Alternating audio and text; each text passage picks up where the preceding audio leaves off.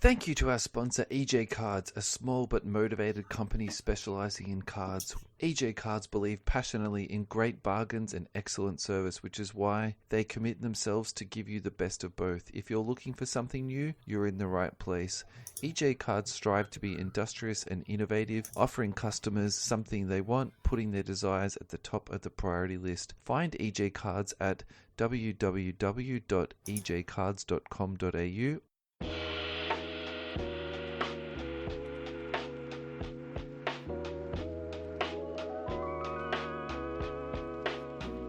Welcome everyone to episode 99 of the You Can't Comp This NBA Trading Card Podcast.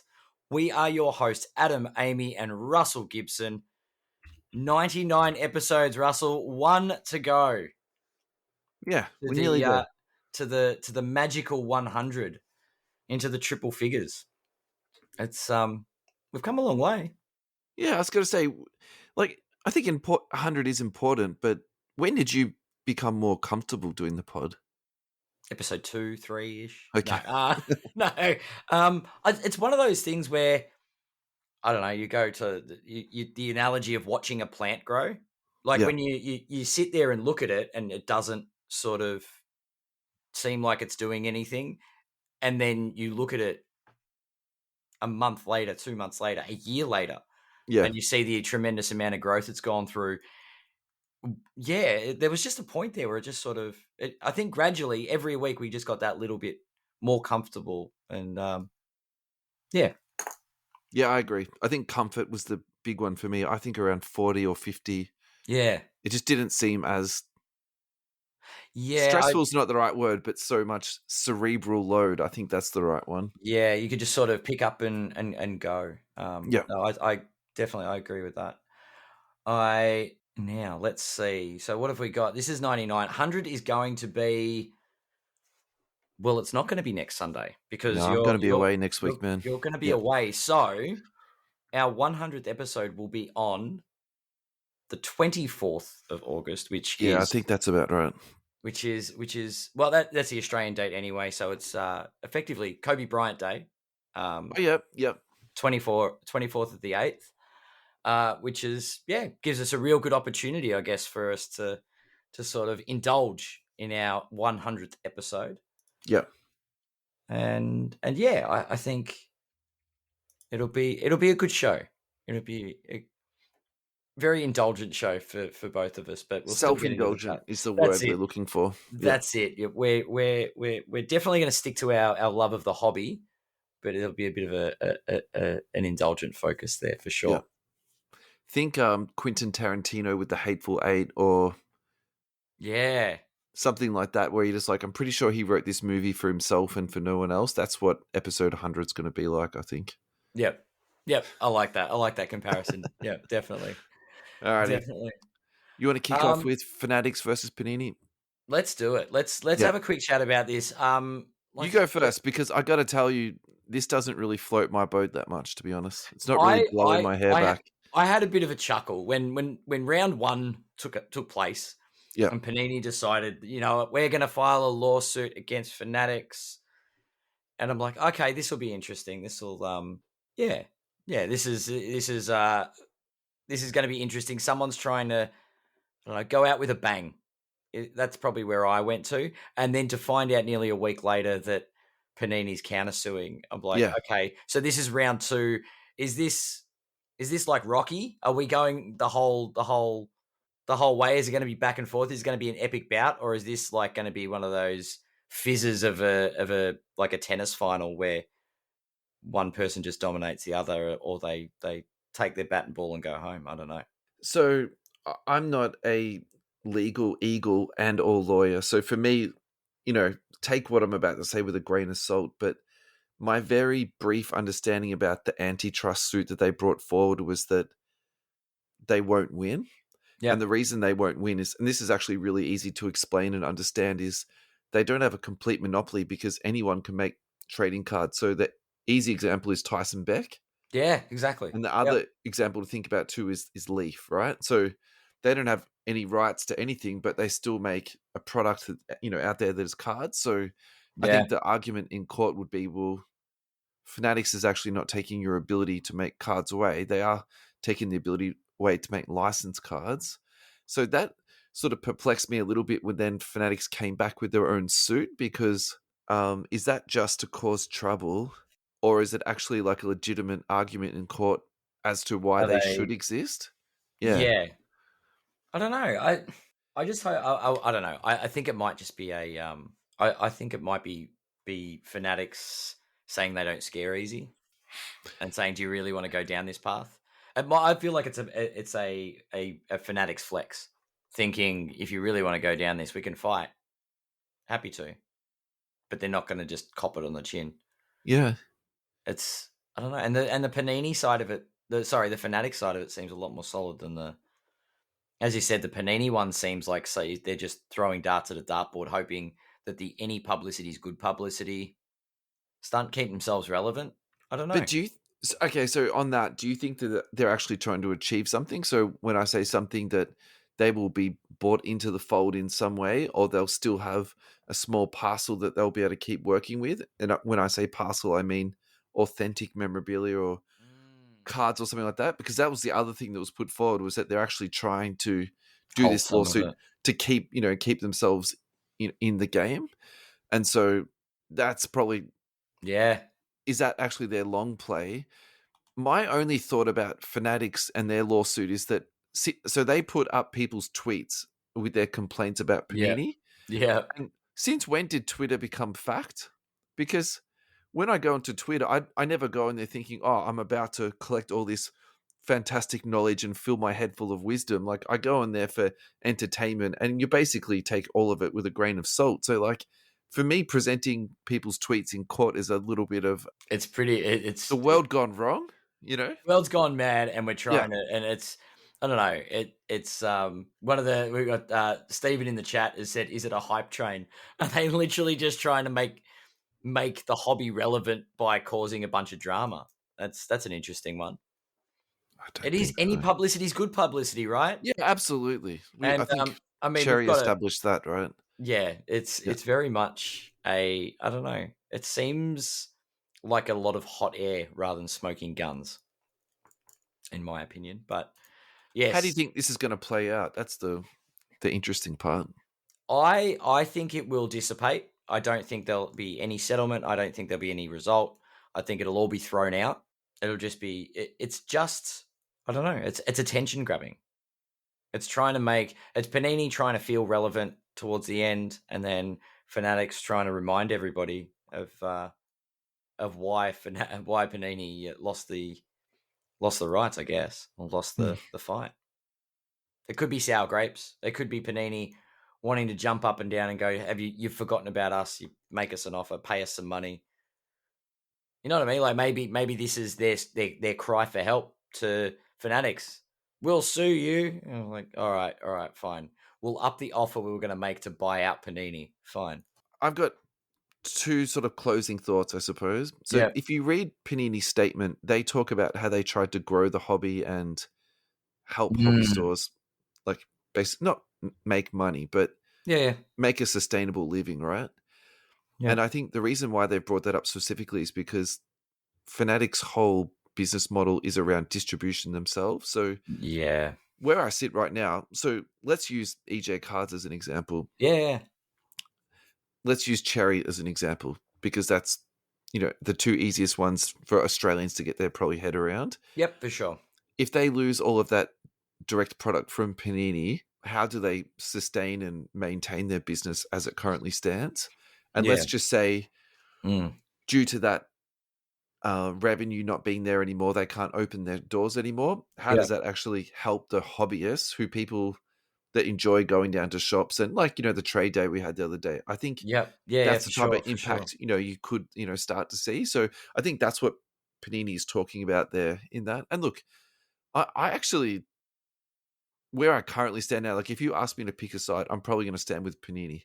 I know, like, Wow, okay. Panini have done, heaps of stuff wrong, and, they've got their redemptions wrong, and, their customer service hasn't been great. Like, I don't think any of that is not true. In fact, I Yeah, agree with yeah, it. yeah, for And sure. I've suffered at the hands of Panini, but I got to say too, like, Panini's actually not responsible for everyone being locked down for 2 years and, the spike that happened. Like, that was a No, little bit of a coincidence, right? Panini cannot be responsible for what happens in the secondary market. Yeah, that's right. And so, Simple. and this is maybe something that hasn't been spoken about a little bit too, because I actually wonder about this, right? If Fanatics did all their numbers based on like that crazy period where they're like, right, we can make X amount of dollars, so we can spend $3 billion on licensing. You know, Oh, like yeah, actually, that makes are they sense. going to go upside down before it even starts? And that's the kind of the other thing that Mm, it also makes me worry about Fanatics like motivations here. Like, they do need like a complete monopoly so that they can control. yeah, So yeah, that's I don't want to go too deep into like my conspiracy theories on all of this, but I see both sides' perspective here of what they're trying to drive. yeah, for sure, for sure. And my closing thought about this is just I just find it a little bit wasteful. And I think I've spoken to you off air, about Yeah, my sort of perspective on this in terms of lawsuits and stuff like that. I just find it all a waste of time and b a waste of money. And let's be realistic here: we're the ones who are paying for it, and yeah. this money could have been spent on cards or development or art or redemption Why would you packs want to or spend money on things that are going to actually develop the hobby rather than some hype elements that might like get a bit of few buzzwords on? Wait, we'll call it X, formerly Twitter. Is that I what mean your notifications come up as these this is a days? very personal like thing I'm about to say, but I just find I hate waste, and I find that stuff Yeah, very wasteful. So yeah. that's where I find this a little bit annoying. I'm just kind of like, you guys can spend what $20 million fighting it out in court and not have a resolution, or you could have spent that on you know your customers. But anyway, Yes, any yes. final thoughts from yourself, Ed? Oh, look, watch this space. Time will tell. Time will Have an tell. Andrew gaze into the future. That's right. We'll Luke Longley at this later on. Anyway, yeah. No, that's that. I don't know. It'll be interesting. I hope it's. I hope it's. If it's going to be like a Rocky level battle, let's hope it's just as entertaining as all the Rocky movies. I don't know. Interesting. All right. Let's get to the bulk of this week's show. We put out the word. We want some voicemails. Yeah, so we put up a post, and thank you so much to our sponsor, EJ Cards. They supplied us with some sealed product and a sticker box for some NBA stickers for basically some prices and stuff like that. So thank you so much, EJ Cards. Yep. And I think this also reflects a little bit on sometimes the time schedule that I do work to. They probably gave us this stock about, what, 4 months ago, 5 months ago? To be, we'll say that. We'll say 4 or 5 months. It's I been a think it little was. while. Anyway, I think it was before Christmas, but that's not the point. was it really? I don't know. Actually, it was. It was I a mean, while ago. It was a I'm while not ago. ruling that out either. Sometimes I'm a bit lax at following up on It stuff. was before the hobby hangout in March, Yeah, right. so it is. It's early this year. Okay. Oh, at least it wasn't Christmas time. That's 8 months is bad. Yeah, Anyway, all good. so We've got round to it now. we've I got think some this is a voicemails. Yeah. Before we do the voicemails, let's quickly bang out these two because we didn't get voicemails from these people. We did get some questions. So House of Dragic, he is on Instagram and has supported us a lot. yep. Can my voicemail be my swear jar suggestion, which is when Adam mentions the Lakers, you have to put $1 into a jar. I'll let you answer this If one, Ad. someone else puts the dollar into the jar, we'll just make it all Lakers all the time. No, I think he's saying you have to When put the I dollar say into it, the jar. you put Yeah. the dollar in. No, that's not how it works. I disagree. I don't think this should be Okay. done. All right. Fine. I don't think I can afford to foot the bill. But Okay. That's fine. I'm being mindful of things that I repeat saying. This is from Instagram. My room is not EB Games. Hey lads, love the podcast. Thank you so much. My question I'm dying to know is, as a base and base inserts collector that tends to avoid the high end parallels at all costs, where can I find all those people who enter breaks of cases looking for high end and willing to sell their base cards? Buying one card plus shipping comes to around 10 New Zealand dollars. So obviously this is a New Zealand listener. So thank you so much from our friends in New Zealand. Per card is not a good time. Adam. Well, I was going to say you could always start off by reaching out to our lovely friends. Is it Across the Ditch?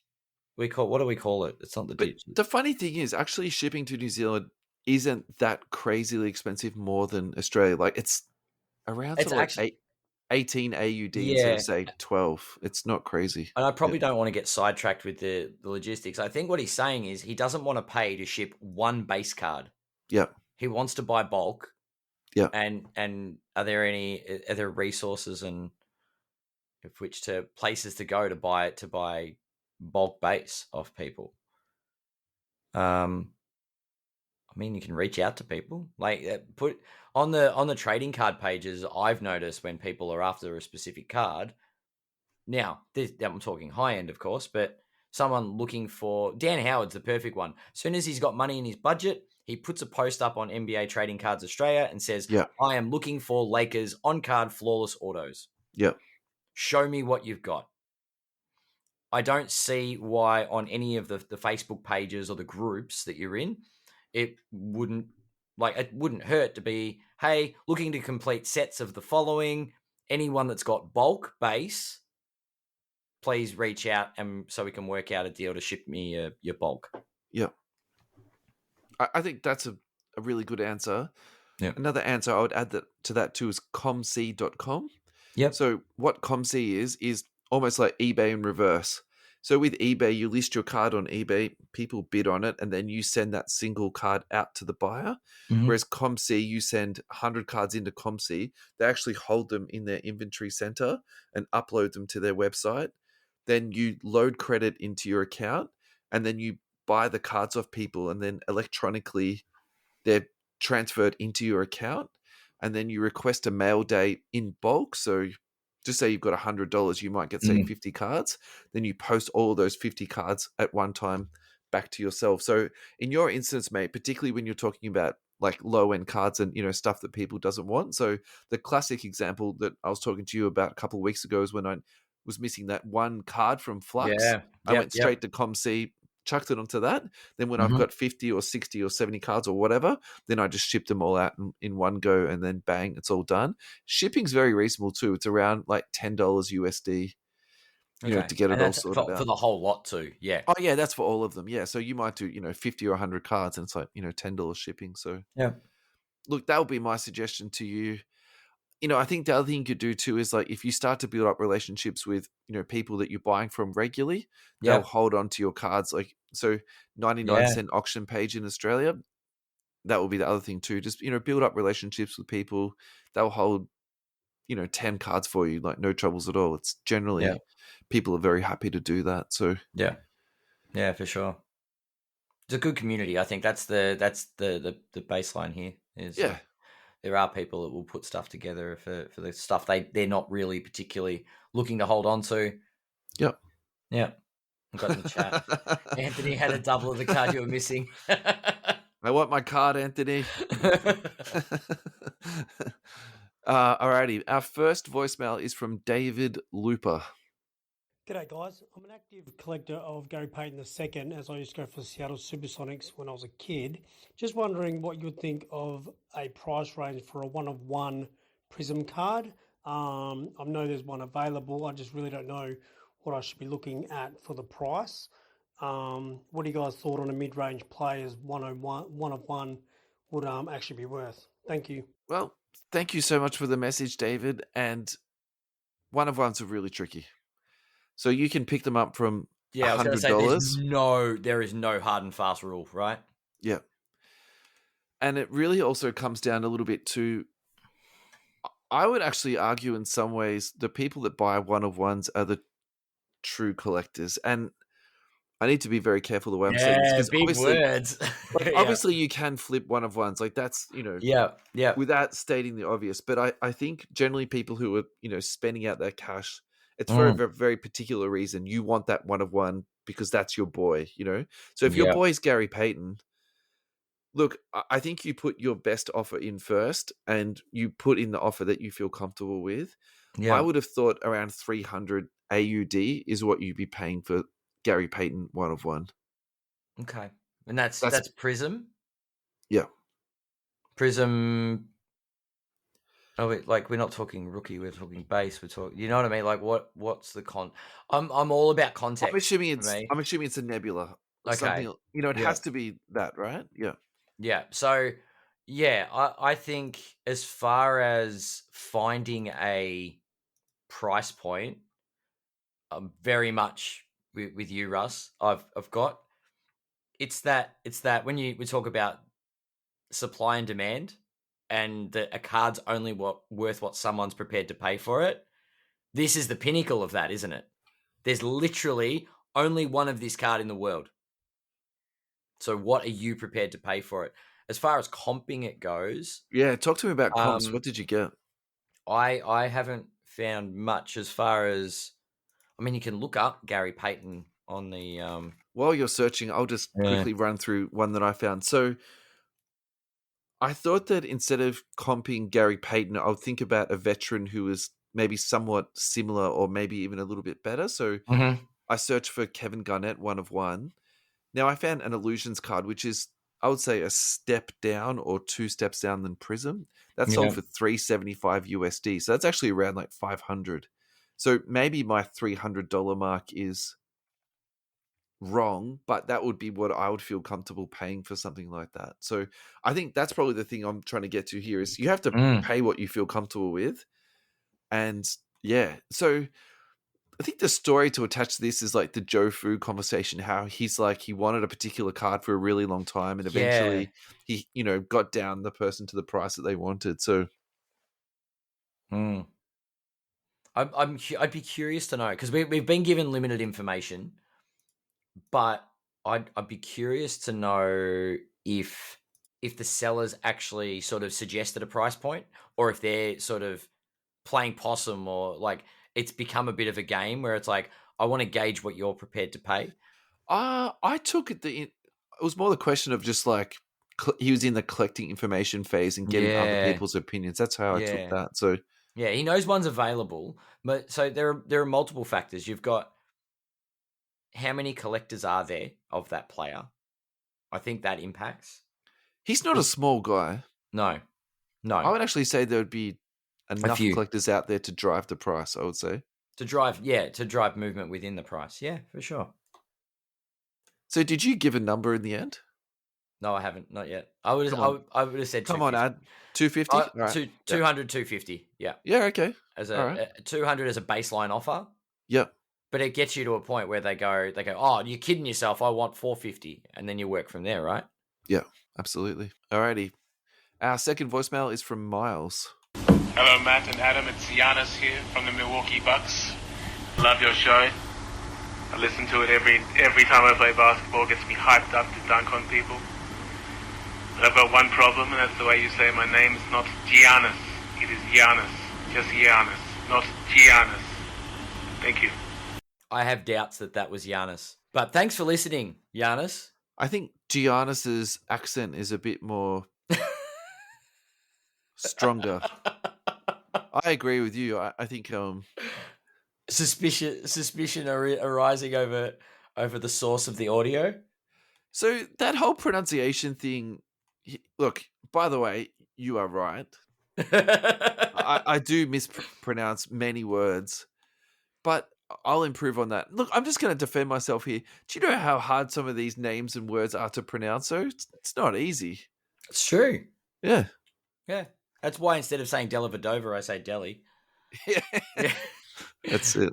Yeah, no, I get there's the authentic way to say Giannis's name, but Giannis, or is that they're the only two pronunciations that we've gone through? Have you encountered any others from other people?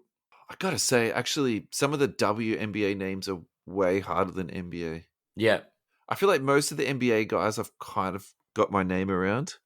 It's funny. It's Giannis isn't the problem. I think it's the Antetokounmpo at the end that's the struggle. Oh God! Alrighty, cool. Ollie Stevenson. Hey fellas, my question for you guys is, what are your top 5 sleeper rookies for the past 5 years? I'm talking about the boys that were sitting outside the first couple of picks in their year. However, are still beasts on the floor and have solid careers.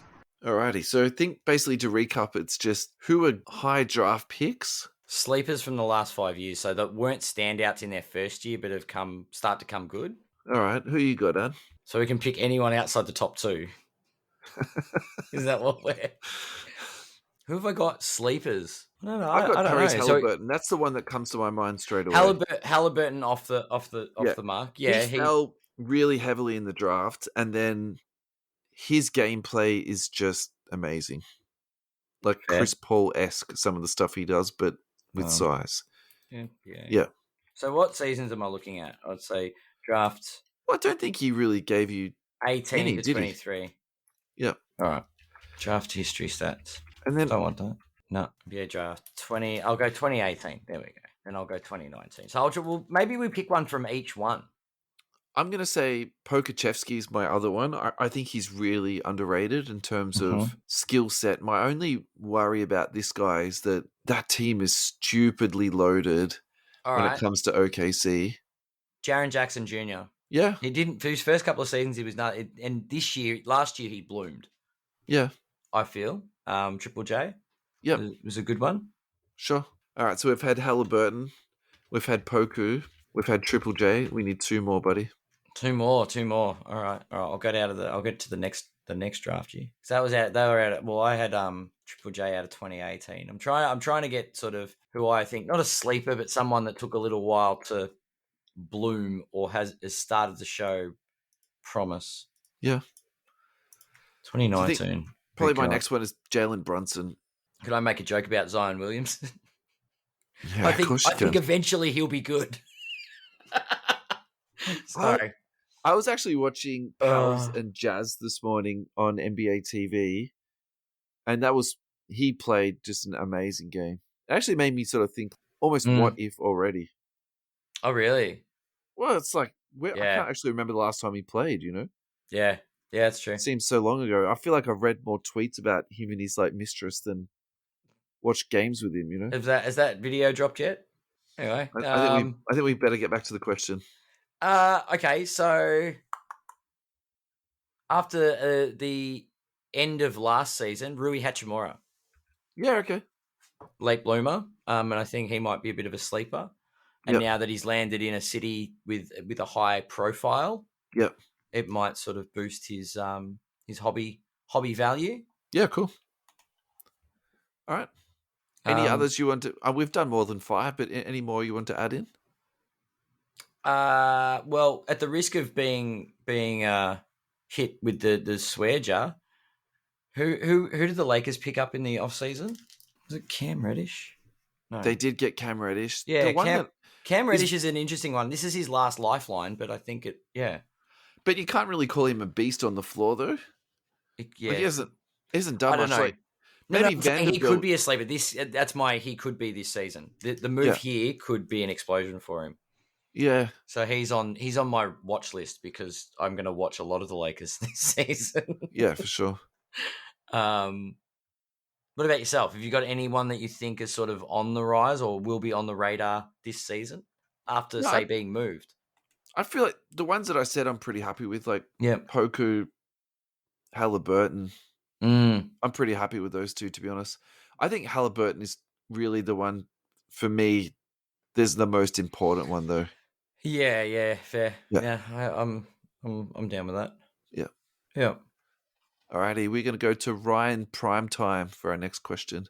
Hey, this is Ryan from House of Dragic on Instagram.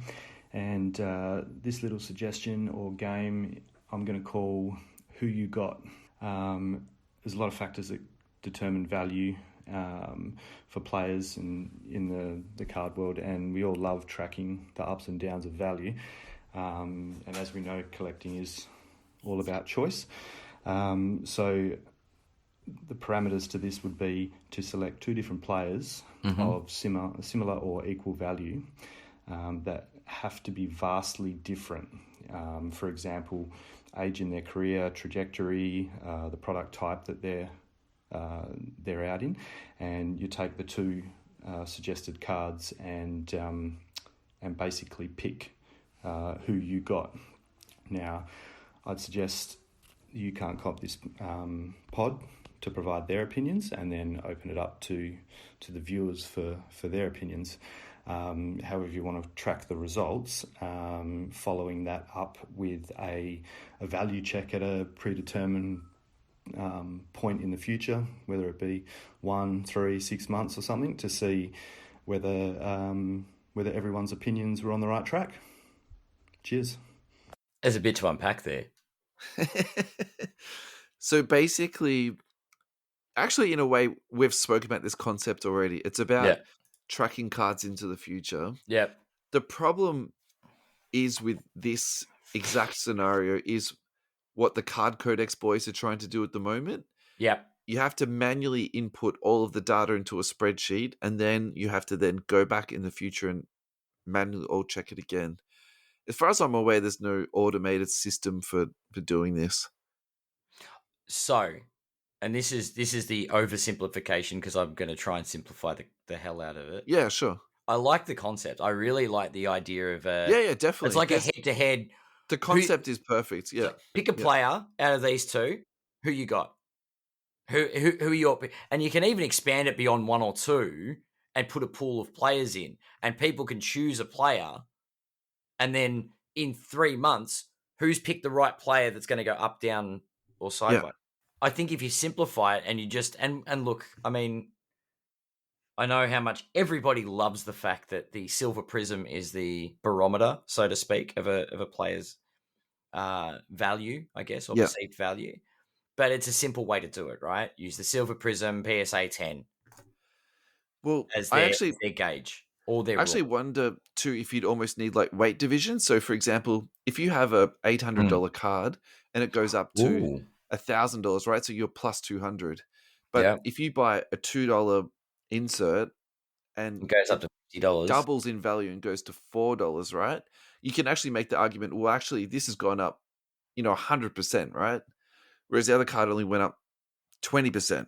So you have categories where you're like, yes, this card is winning the biggest rise dollar value wise, but this card has won the highest percentage.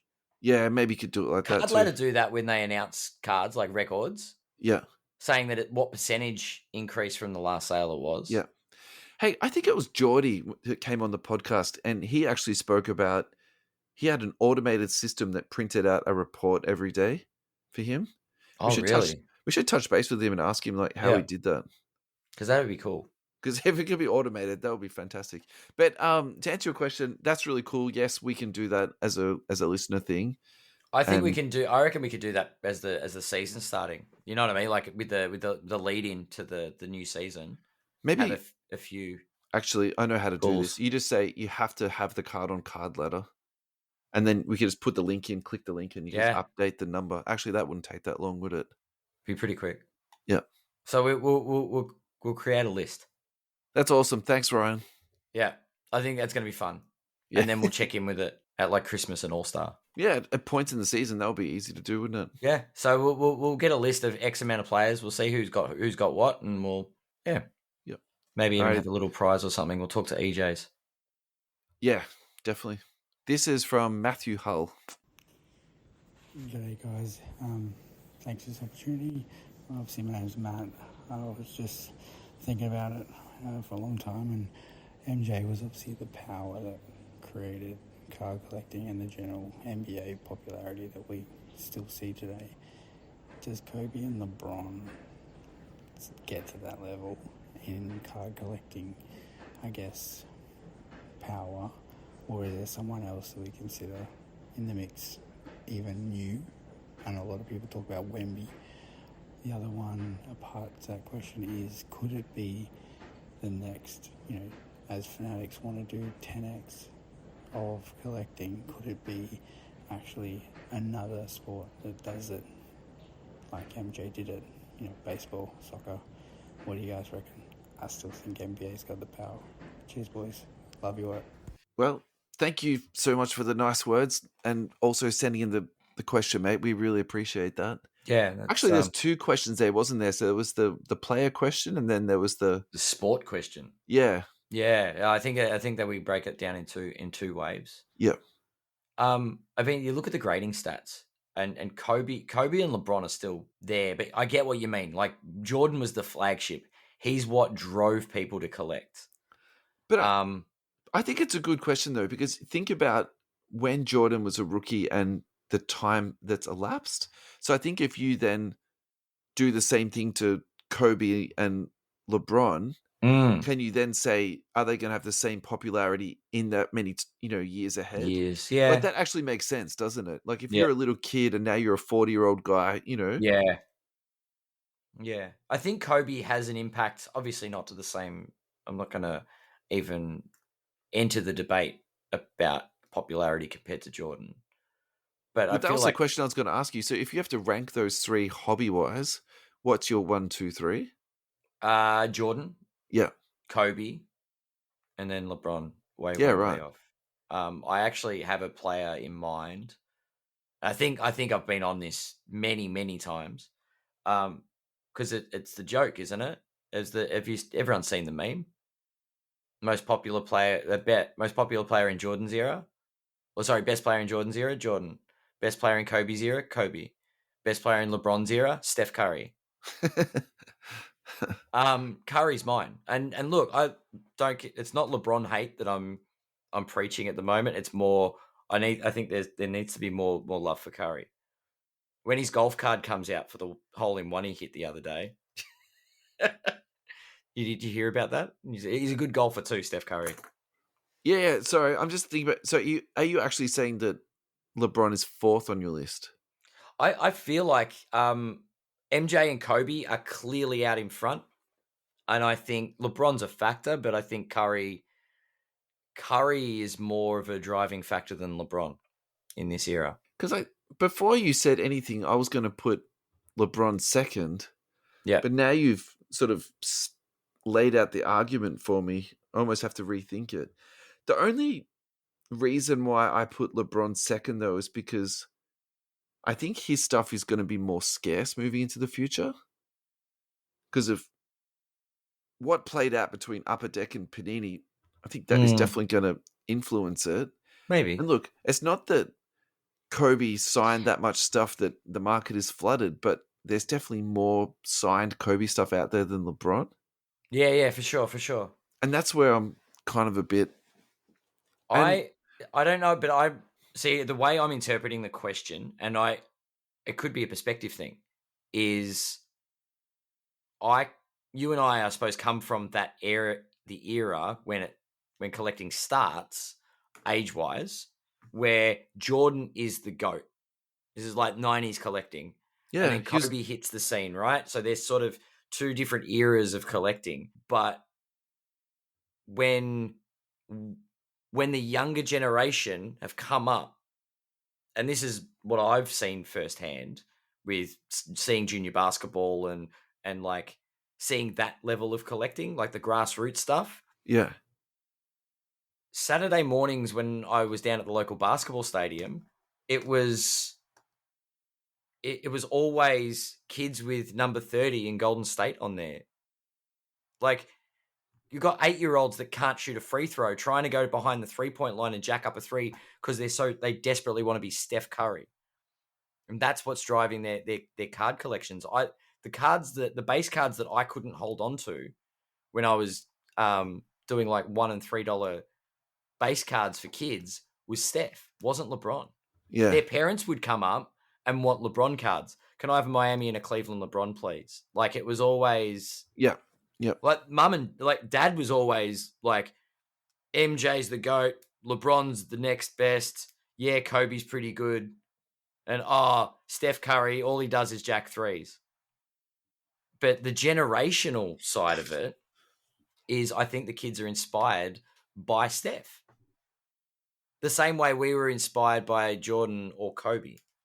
Yeah, look. I just don't think LeBron hits the audience the same way. I know it's no discredit to LeBron at all. I think he's got his place on the mountain. No, I just think that's your opinion. I think actually you've crafted a pretty good argument around that. So it's interesting.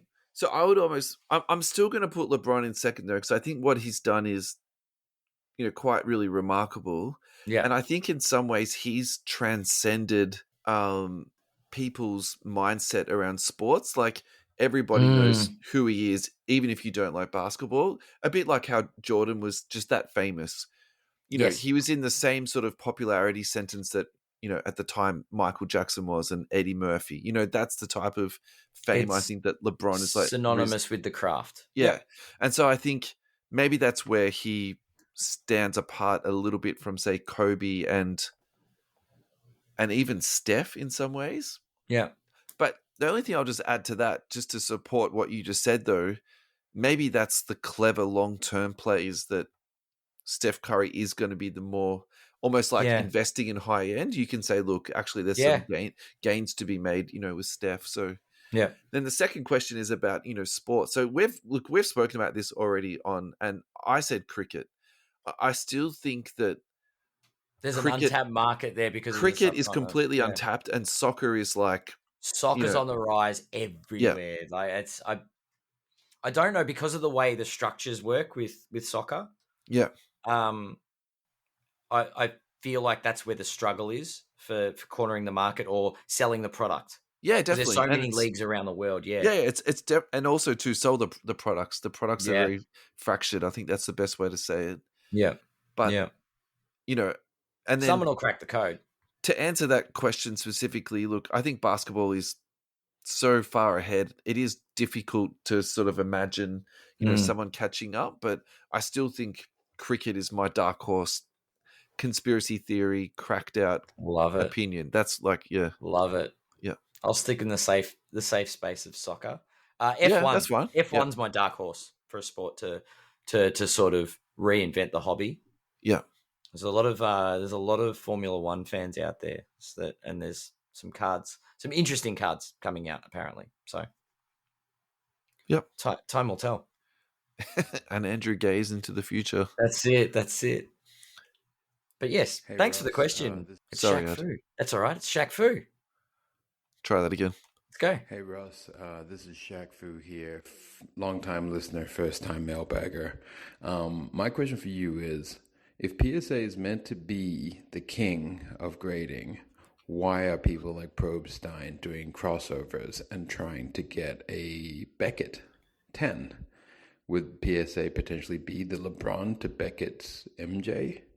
You know, putting up all the numbers, all the stats, but nobody really cares because Beckett's still the GOAT.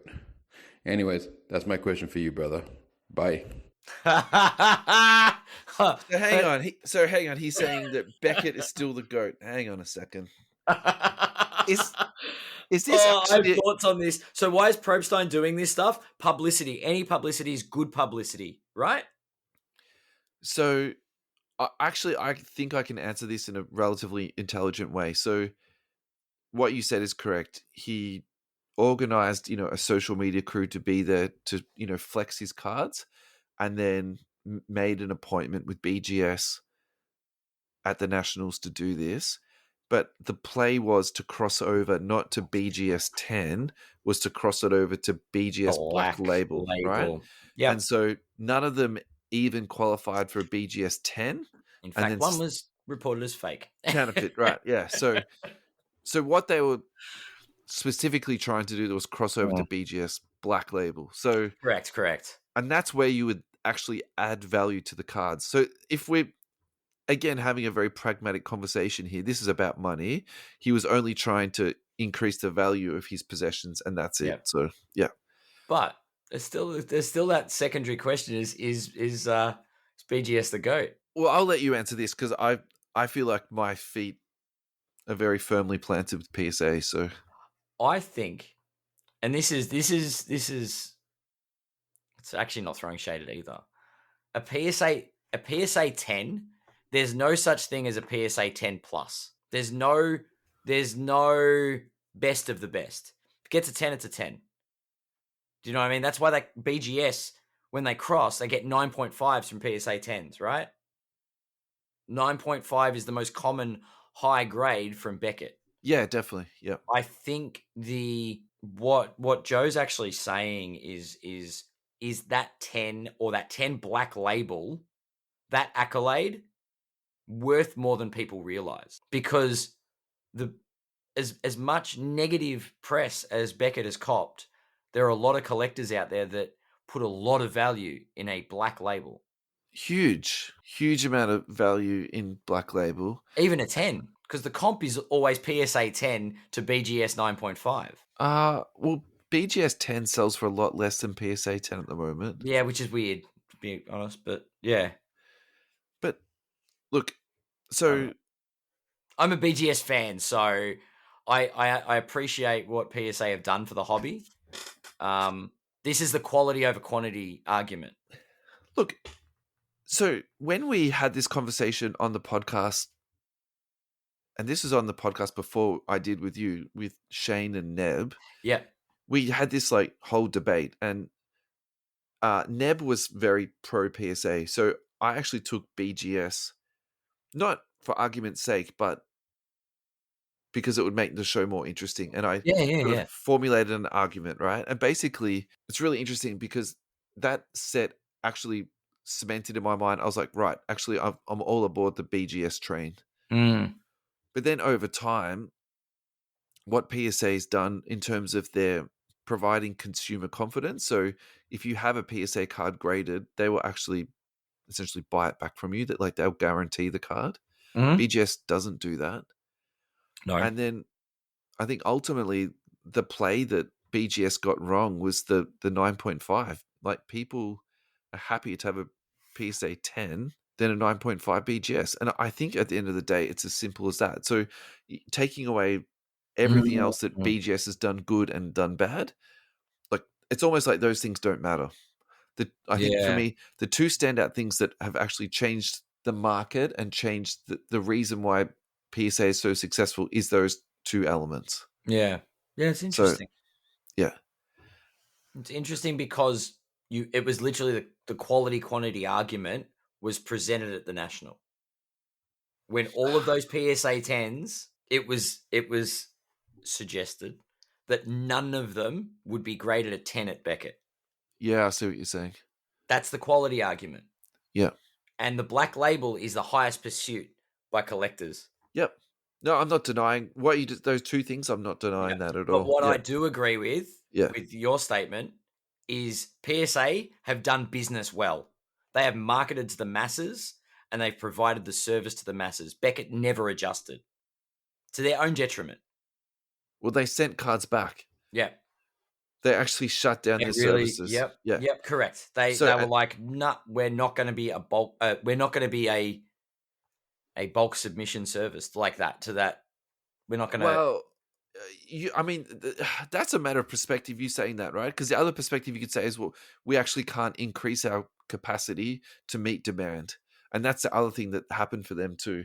Whereas PSA literally built football stadiums and increased their capacity, right? Sure. But if you build extra space for it, you're not building the trained staff for it. That's where the question marks come in over the quality issue. And I think there's a BGS put too much value in quality. I can't vouch for that at all. No. Like this is all what the training is for PSA. Yeah. Like, you know, to be fair, does anyone know that?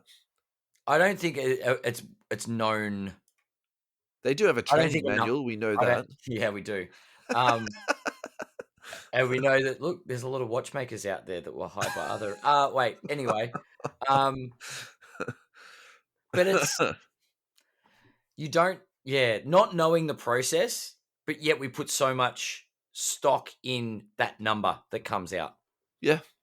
Which is interesting. And look, as I said, I've always been a supporter of BGS being the quality product, especially with the Black Label. That would be my grail, is one of those Kobe refractor rookies. Yeah. The if you won Powerball the other week, that's what you'd be buying. That was what I'd be on the search for. Yeah. All right, let's stick with grading, and we'll have our final question for tonight is from Al.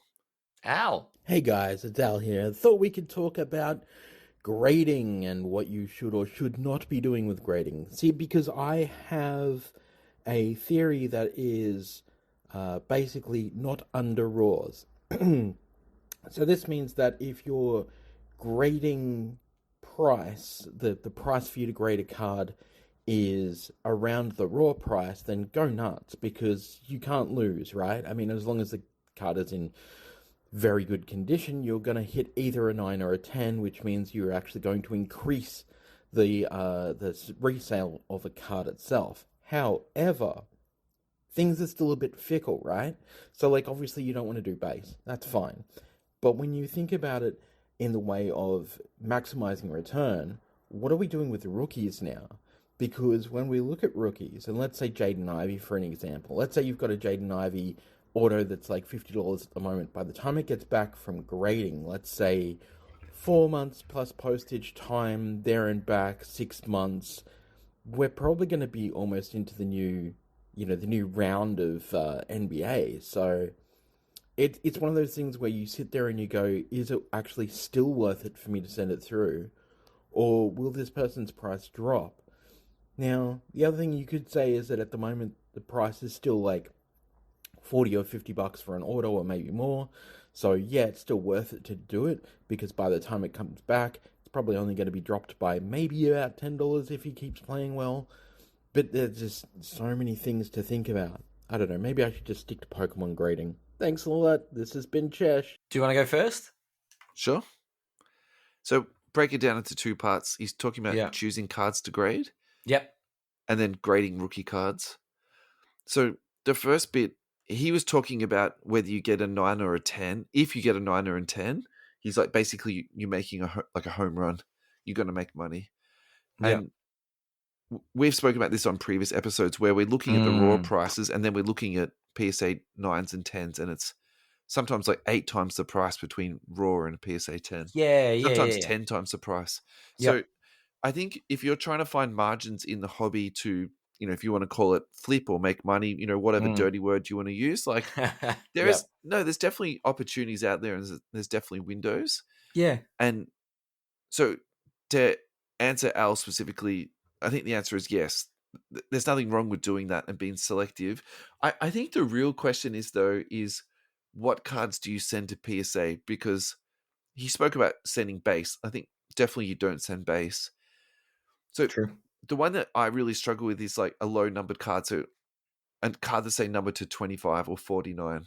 So the card in its raw self will still sell really well because it's low numbered. Yeah. And then you send it off to PSA, and if it goes to 10, you'll definitely be able to flip it for more money. I agree with that 100%. I think for me, like the risk is like, well, what if it comes back a 9 or an 8? Do you then just crack it out and then like resell it raw? Because you probably do better from it that way. I think that's where I sort of struggle a little bit, picking the right cards to send to PSA. And I actually think it's a skill. And some people are just really good at knowing, what cards are liquid cards and then picking the right card to send to PSA in terms of, what will come back at 10. Yeah. Well, there's also that delay. I think Al raised the 6-month wait on the turnaround, so that's the second, right? Yeah. That's the second part of it. Yeah.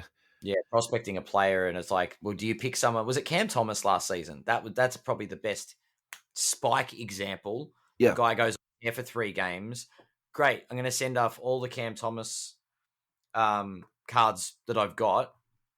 And in 6 months' time, when he's no longer at the forefront of everyone's mind, whether or not they're PSA 10 or 9 is irrelevant because his relevance is gone. Because if he was a flash in the pan, put 3 40-plus point games up and everyone's like, oh my God, this is crazy. Yeah. You are selling raw cards in that flashpoint, definitely. At 6 months later, once you've got the card graded, he's out of the rotation and everyone's like, who? It's too long. Yeah, it's definitely too long for that. Yeah. You're selling raw cards in there. So I think another example of that is LaMelo Ball, right? So think about that was really coming off that crazy time, but it was still pretty crazy. Yeah, for sure. Grading services were closed down. So there's actually not that many LaMelo Ball, considering how crazy people were for LaMelo Ball. There's not that many graded LaMelo Balls. Yeah. Whereas now they're coming back. He's been injured. The heat's come off the hobby, all the rest of it. So, that's the type of one we talk about timing of it. Look, grading signatures, I don't know how you feel about this, but I'm not that fussed about signature grading.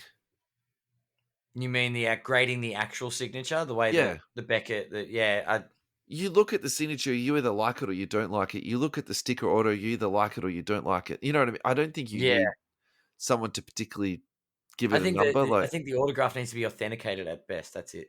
You yeah, know what I mean? Like when yeah, when yeah, it's yeah, not actually an on card, like it's an on card auto that's been yeah. needs to be. Yeah. So But yeah, look, I think it's an interesting one because I'll go back, the Cam Thomas thing is, if he's this short term hype player, I'd be just trying to flip Raw. If I've got Raw, I'll flip it yeah, because I think Jordan Poole's another one, right? Because he went bonkers. yeah, Now, if you'd sent Jordan Poole's off and then waited 6 months, you probably wouldn't be getting $1,000 for the Jordan Poole rookie. yeah. Depend. I mean, you had time to do that. Like Jordan Poole's in the G League for a bit, right? He went, yeah.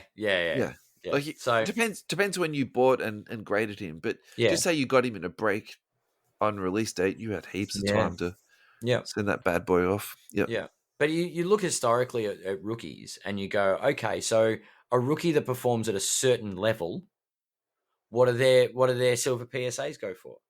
You know how we were doing that what would you be prepared to pay? And we're talking about players like Trae Young. We're talking about Luka, Tatum, like put them in a bracket where it's a comparison to another player.